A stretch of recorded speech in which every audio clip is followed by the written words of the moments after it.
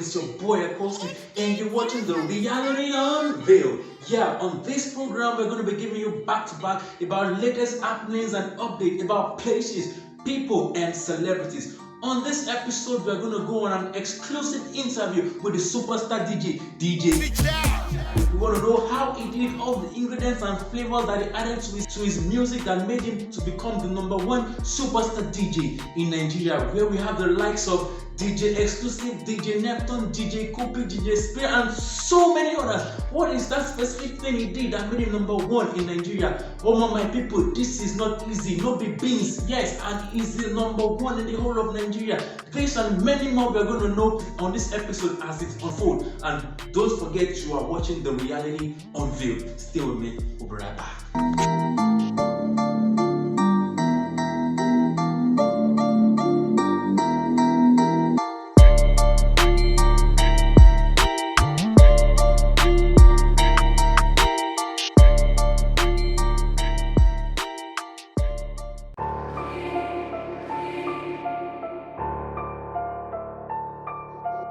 Indo.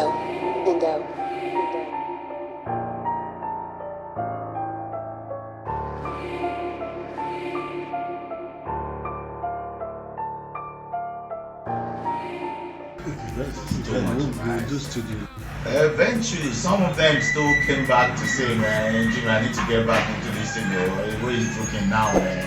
But you know, sometimes it's harder to get back to something than, you know, if you had been in it and you keep being consistent at it, you know. So, yeah, no doubt. At some point, you were able to use the revenue you were making from this. I didn't get that. At some point, you were able to use the revenue you were making from this to actually finance yourself and travel abroad. Mm-hmm. It was possible. Right? Yes, of course. Wow. How did you feel at that point? I'll be honest with you. One of the few things I've not spent so much money on is traveling anywhere. On the platter of gold, I've been to. There are 7 continents in the world, right? On the platter of gold. On the platter of gold, I've been to 6 of the 7 continents. Several countries in the 6 continents. By invitation. By other people's bill. Because there was one time I was die-hard, like when I was in high school, I used to feel like I was not cut out for Nigeria. Like I'm never gonna leave here. Like I'm just waiting to finish high school. Once I finish, I'm a Jatt. You know, like Andrew now, check out. That's the mentality. And like I told you before, all my the closest people to me in high school, they never lived in this country. So I would have been one of them, you know. But it just got to a point, and I don't know what prayer my mom had till tomorrow that removed that thing from my mentality. Like I told myself at one point, I'm not even, you know, because I mean, growing up on the island, people sell a lot of things to you.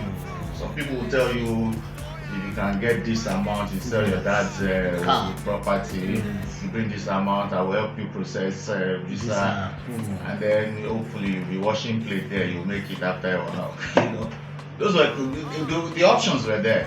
But I got to a point, it got so bad. I told myself I would never attempt to leave this country unless it's on a platter of gold. And it happened. It has happened too many times. All my trips, I've traveled 100% time. I've traveled at least 95% on the bill of people who need my services elsewhere. You have even played along the side of big names. Of course, definitely. A lot of them.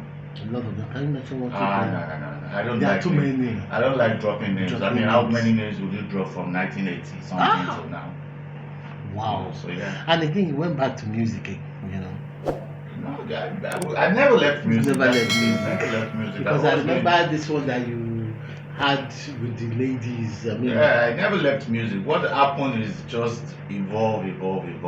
So I started out as an aspiring rapper. I never made a record. You know, some of my verses made some other people's album eventually. I don't want to tell you who, but you know, eventually when I started DJing, I also looked and said, man, what are the other things you could do? So I went into, you know, making an album.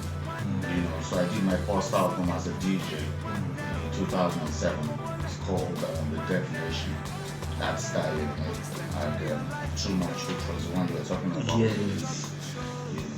Those funky ladies coming up with their own vibes. Had over 50 artists featured on the album. It was the biggest collaborative album at the time. Until I made the second album, which was a bigger number in terms of collaboration. That one had 66 artists. I released that in 2014. It's called The Industry. The Industry, yeah. So I've released several singles thereafter. I'm on the verge of dropping a new single this month, most likely or early next month. Then you have this kind of ghost character. Your name is on billboards, on small posters, on everything at the same time. How were you able to be at all those campus events, all those places at the same time? Over the years, there will be almost all the programs on the radio, Jatt, DJ, almost all the posters.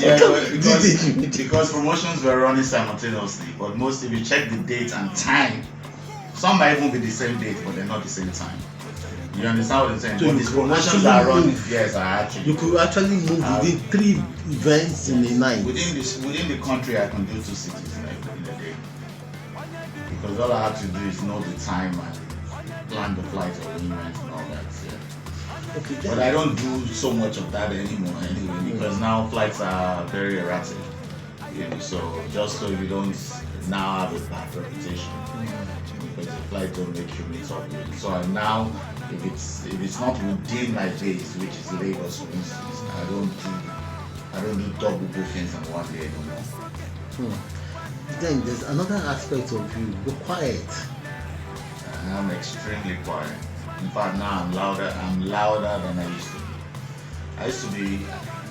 I'm an introvert, and I used to be extremely shy. So I like to keep to myself. But the unfortunate thing is that the nature of the job that I chose does not permit me to be like that. So it got to a point I realized that people were taking my shyness and quietness as being snobby.